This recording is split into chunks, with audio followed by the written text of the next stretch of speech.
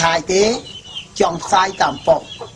បើមិននិយាយណាថ្នាក់ដឹកនាំលើងពុកអដើផ្លូវខុសផ្សាយតាមប៉ុកជួយវិញ្ញារាជប្រុសស្រី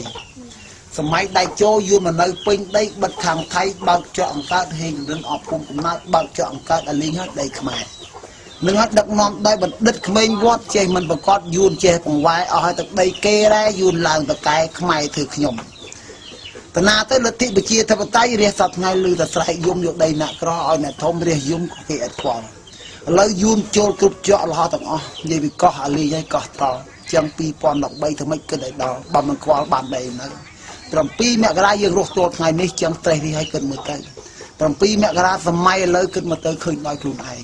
ឃើញទេគេធ្វើបាបខ្មែររៀងរាល់ថ្ងៃឈូសឆាយយកដីរួចចោកផ្ទះបំបែងបំផ្លាញចិត្តឯងគ្មានធម៌មេត្តាធ្វើបាបខ្មែរមិនចេះខ្មាស់អៀនកូនចេញទៅរៀនម៉ែផ្ទះយើងទៅណាដៃស្អែកកូនស្អែករំដៃយំឡាំប៉ាផ្ទះយើងទៅណាគេបូមខ្សាច់ភ្លេចហើយសម្រក់ទឹកភ្នែកដោយកំហឹងបះបោដល់ដឹងគេមិនអើពើលយខំរស់ស៊ីប៉ុណ្ណឹងកូនឲ្យគេបំផ្លាញចោលហើយ7មករាហើយណែនាំយើងកើតទុកធ្វើបាបទៅក្រុមហ៊ុនមន្ត្រីអង្គការណាហ៊ានចេញមុខតវ៉ាទៅចាប់គេដាក់គុកឥឡូវល្បីគ្រប់ភូមិសុខ7មករាកើតទុក7មករាវេទនាជំនះខ្មែរចេញពីក្រុងអញ្ចឹងយើងថាតែប៉ុលពតលើដល់ក្រោយចិត្តមូលហេតុខ្មែរតែមានទាក៏ទៅរបបពីរនឹងដូចគ្នាយើងគ្រប់គ្នាទៅគិតឲ្យបានត្រង់អញ្ចឹង2013 23កក្កដាគឺទឹកចំក្រោយព្រះអាទិត្យរះឲ្យមកគ្នាក្រោយឡើងដើម្បីជាតិដើម្បីសាសនាយើងបើចង់ឲ្យជាតិកាងតើយើងរួមដៃត្រូវទៅបោះឆ្នោតឈប់ចាញ់បងអាប់ព្រៃដោយសារសរងឌីសជេងនេះមកទៅអស់ដីមិនចឹងតាអស់ទៅអស់ដីអញ្ចឹងទៅរួមដៃឲ្យគ្រប់ត្រា2013ត្រូវទៅបោះឆ្នោតញ៉ឹងណាអញ្ចឹងកុំឆោតបើមិនចឹងទៅវាចាស់គេមកខាងទៅធ្វើគេលៀនដូចភ្នែកក្តាមចាស់គឺអនុហទៅលៀនដូចគេភ្នែកក្តាមជាតិលហេលហាមដោយសារអ្នកដឹកនាំគ្មានធម៌ឃើញទេយើងចេះតែប្រក្រៃខ្សែនាយករដ្ឋមន្ត្រីសឹកតែចាស់ថ្មឡានរាប់លោជីសឹកតែល្អ